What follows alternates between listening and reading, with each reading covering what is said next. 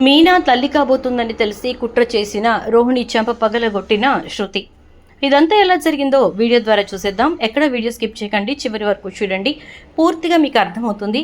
వీడియోని లైక్ చేయడం, షేర్ చేయడం మర్చిపోకండి. మీ లైక్ అండ్ షేర్ మాకు మంచి సపోర్ట్ మరియు ఎంకరేజింగ్గా ఉంటుంది. ఇక మొత్తం మీరు చూసుకున్నట్లయితే కనుక ఇక బాలు మీనా ఇద్దరు కూడా శృతిని అయితే ఇక ఫంక్షన్ హాల్కి తీసుకురావడంతో ఫంక్షన్ అంతా చాలా చక్కగా పూర్తవుతుంది. అందరికీ కూడా శృతి అయితే నా డ్రెస్ వల్ల లేట్ అయిపోయింది, డిజైనర్ డ్రెస్ సరిగ్గా కుట్టలేదు అని చెప్పేసి కవర్ చేస్తుంది. ఇక అలా మొత్తం మీద అక్కడ ఫంక్షన్ అంతా పూర్తయిన తర్వాత అందరూ కూడా శృతిని రవిని చక్కగా అప్రిషియేట్ చేస్తారు. మీలానే ఉండాలి జంట అంటే అని చెప్పేసి. కానీ ఫంక్షన్లో మాట్లాడినంతసేపు శృతి ఇంకా రవి ఇద్దరూ కూడా మీనా బాలు గురించే మాట్లాడతారు. వాళ్ళకే ముందు కేక్ కూడా తినిపిస్తారు. ఇదంతా కూడా ప్రభావతికి బాగా గుర్తొస్తూ ఉంటుంది. ఫంక్షన్ అంతా అయిపోయి ఇంటికి వెళ్ళిన తర్వాత ప్రభావతి ఎవరితో మాట్లాడకుండా కూర్చుంటుంది. రవి వచ్చి ఏంటమ్మా ఏమైంది అని చెప్పని అనేసరికి జేంట్రా ఏమవటం, నాకు తెలియక అడుగుతున్నాను, అసలు నేను కన్నది నేనా ఆ మీనానా అని అంటే అదేమన్నమాటమ్మా అలా మాట్లాడుతున్నావేంటి అని అంటాడు బాలు. అయితే అనేసరికి మరి లేకపోతే ఏంట్రా, అక్కడ మాట్లాడాల్సింది నా గురించి మీ నాన్న గురించి అయితే మొత్తం అంతా మీనాకి బాలుకే క్రెడిట్ ఇచ్చావంటే వాస్తవమే కదా ఆంటీ, నిజమేగా. నాకు మీరు ఏ రోజైనా మంచి చెప్పారా? లేదు. ఎలా ఉండాలో నేర్పించారా? లేదు. నాకు ఎవరైతే మంచి నేర్పించారో వాళ్ళ గురించి నేను చెప్పాను అంతే, అందులో తప్పే ఉంది అని చెప్పని అంటుంది. ఏంట్రా రవి ఇది అని చెప్పి చాలా కోపంగా మాట్లాడుతుంది ఇక ప్రభావతి. అయితే ఇక అయిపోయిన తర్వాత ప్రభావతి ఆలోచనలో పడుతుంది. ఒక రకమైన ఆలోచన కాదు ప్రభావతిది. అసలు ఏమనుకుంటుంది ఈ శృతి? ఎంతసేపు మీనా గురించి మాత్రమే గొప్పగా మాట్లాడడమే కాకుండా నలుగురిలో కూడా అలాగే చేసింది అని సత్యంతో అంటూ ఉంటే సత్యం కూడా శృతికే సపోర్ట్ చేసి మాట్లాడతాడు. ఇంకా ఇలా ఉండగా రోహిణి మనోజ్ మాత్రం శృతి రవి చేసింది తప్పు అన్నట్టుగా మాట్లాడుతూ ఉంటారు. వీళ్ళ డిస్కషన్స్ ఇలా జరుగుతూ ఉండగా వంటగదిలో ఏదో పడిపోయిన శబ్దం వినపడి గబగబా ఇక శృతి అయితే పరిగెత్తుకు వెళ్తుంది. వెళ్ళేసరికి అక్కడ మీనా పడిపోయి ఉంటుంది. జేంటి మీనా ఇలా పడిపోయావు, మీనా మీనా అని చెప్పని అంటే ఇక మీనా నిదానంగా లేస్తుంది. ఏమైంది మీనా అలా పడిపోయావేంటి అంటే పడిపోయానా అంటూ ఉంటుంది. అదేంటి నీకు పడిపోయింది కూడా తెలీదా అని చెప్పని అంటుంది శృతి. అయితే అవును తెలీదు, నేను పడిపోయానా అంటూ ఉంటుంది. ఏమైంది మీనా నీకు, పద ఫస్ట్ అని చెప్పేసి ఇక మీనాని ఇక గబగబా తీసుకొచ్చి కూర్చోపెట్టాక మీనా నిదానంగా కోలుకుంటుంది. అలా కోలుకున్న మీనా తనకేమీ తెలియట్లేదు అని చెప్పడంతో ఏం జరిగిందో ఏంటో అమ్మాయి గారు వంటగదిలో కూర్చొని ఏం తిన్నారో అని చెప్పని అంటుంది. అత్తయ్య నేను ఉదయం నుంచి ఇంతవరకు ఏం తినలేదు అనగానే మధ్యాహ్నం 12 అయింది మీనా, ఏంటి ఏం తినలేదు అంటున్నావు అనగానే ఉదయం టిఫిన్ అయిపోయింది శృతి, సరే వంట చేసేసి భోంచేద్దాం అనుకున్నాను, ఇదిగో వంట చేస్తూ ఉండగా ఇదిగో ఇలా కళ్ళు తిరిగి పడిపోయాను అని చెప్పని అంటే అయినా ఈ విషయాన్ని అంత ఈజీగా వదిలేయకూడదు, కేవలం తినకపోవటం వల్లే ఇంతలా కళ్ళు తిరిగి పడిపోయినా నీకు తెలియలేదు అంటున్నావు, ఖచ్చితంగా ఏదో ఉంది, మనం హాస్పిటల్కి వెళ్దాం పదా అంటుంది శృతి. ఇక ఈలోపు బాలు మీనాకి ఫోన్ చేసేసరికి శృతి లిఫ్ట్ చేసి ఏంటి బాలు ఎక్కడున్నావు అని అంటే నేను బయట కిరాయికి వచ్చాను, ఏమైంది మా పూలగంపేది అని చెప్పని అనేసరికి మీ పూలగంప కళ్ళు తిరిగి పడిపోయింది, హాస్పిటల్కి తీసుకెళ్తున్నాను అనగానే అవునా నేను వస్తున్నాను శృతి అంటే పర్వాలేదు నువ్వేం కంగారు పడుకో నేను తీసుకుని వెళ్తానులే, రోహిణి కాదు తీసుకెళ్లేది నేను, సో నువ్వు టెన్షన్ ఫీల్ అవసరం లేదు అంటే ఏంటి శృతి, నేను తీసుకెళ్తే మీనాకేమైనా జరుగుతుందా అంటే అది నేను చెప్పలేను కదా, అలా అని నేను బాలుకి చెప్పలేదు అని చెప్పని అంటుంది. నువ్వు చాలా ఇదిగా మాట్లాడుతున్నావు శృతి అని చెప్పని అంటే ఇదిగా ఏముంది, నిజమే కదా నువ్వు ఎంత పట్టింపుగా ఉంటావో చూసాం కదా అని చెప్పని అంటుంది. ఎందుకు ఇలా మాట్లాడుతుంది శృతి అనుకుంటూ సరేలే నాకు పని తప్పింది, నా పనులు నాకున్నాయి అనుకుంటుంది రోహిణి. ఇక అలా అన్న తర్వాత శృతి గబగబా తన్ని హాస్పిటల్కి తీసుకెళ్తుంది.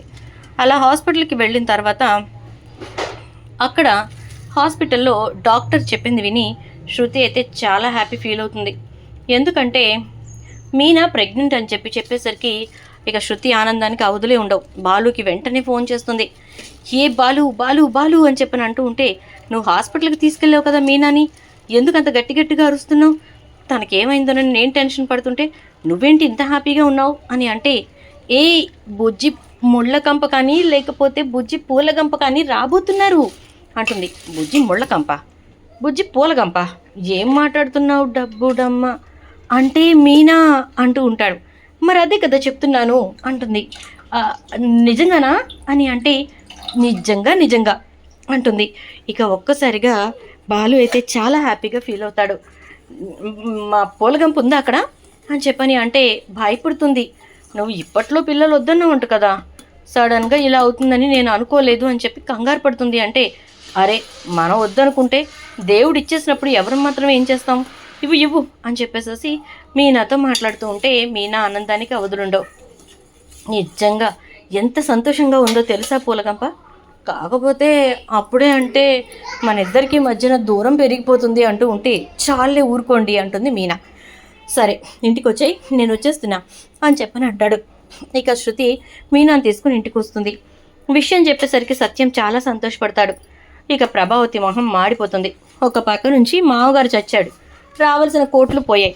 ఇటు నుంచి ఒక బిడ్డని కనిస్తే కనీసం ముసలావిడ ఆస్తంతా రాయనన్నా రాసేది, ఆ ఛాన్స్ కూడా పోయే.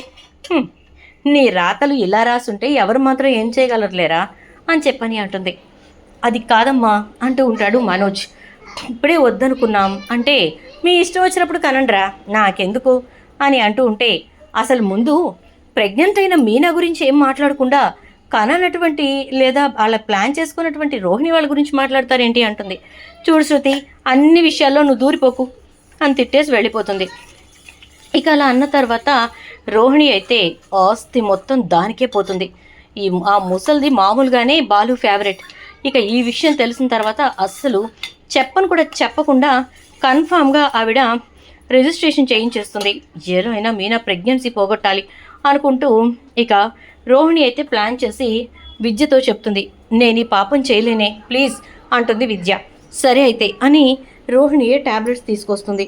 అలా రోహిణి ట్యాబ్లెట్స్ తీసుకుంటూ ఉంటే అది శృతి అయితే చూస్తుంది. కారణం ఏంటంటే ఆ రోజు తనకి జలుబు చేయడంతో మెడికల్ షాప్లో తను జలుబుకు సంబంధించినటువంటివి కొనుక్కోవడానికి వెళ్తుంది. వెళ్ళేసరికి ఇంకా అక్కడ రోహిణి అప్పుడే కొన్ని ట్యాబ్లెట్స్ తీసుకోవడానికి వస్తుంది. రోహిణి ముఖానికి చున్నీ కట్టుకుని వస్తుంది. ఎవరివిడా అని చెప్పేసేసి అనుకుంటూ ఆ ట్యాబ్లెట్స్ తీసుకెళ్ళాక అవి దేనికి సంబంధించినవి అంటే ప్రెగ్నెన్సీ పోవడానికమ్మా అంటే అదేంటి రోహిణి ప్రెగ్నెంట్ అయ్యింది పోవాలి అని చెప్పేసి ట్యాబ్లెట్స్ వాడుతుందా ఏంటి అని అనుకుంటుంది. తను రోహిణి అని ఎలా తెలుసుకుంటుందంటే తను వేసుకున్న హ్యాండ్ బ్యాగ్, ఇంకా మార్నింగ్ తను వేసుకున్న డ్రెస్, చెప్పల్స్ ఇవన్నీ చూసి. ఇక ఇంటికి వచ్చిన శృతి, ఏంటి రోహిణి నువ్వు ప్రెగ్నెంట్ అయ్యింది కూడా ప్రెగ్నెన్సీ పోగొట్టుకోవడానికి ట్యాబ్లెట్స్ తీసుకొచ్చుకుంటున్నావు ఎందుకు అంటుంది. ఒక్కసారిగా షాక్ అయిపోతుంది రోహిణి. ఎందుకంటే ఆల్రెడీ అప్పటికే రోహిణి ఆ ట్యాబ్లెట్స్ని మీనాకి కలిపేసి మీనా తినబోతున్నటువంటి టిఫిన్లో కలిపి అక్కడ పెట్టేసి వచ్చి ఉంటుంది. ఇక నేను ఎక్కడ తెచ్చుకున్న ట్యాబ్లెట్స్ అని అంటూ ఉండేసరికి అసలు నేను ప్రెగ్నెంటే కాదు, నేను ఎందుకు తెచ్చుకుంటాను అంటే నీ బ్యాగ్ ఇటీ అని చెప్పి బ్యాగ్ ఓపెన్ చేసి చూసేసరికి అందులో 2 షీట్స్లో 2 ట్యాబ్లెట్స్ మిస్ అయ్యి ఉంటాయి.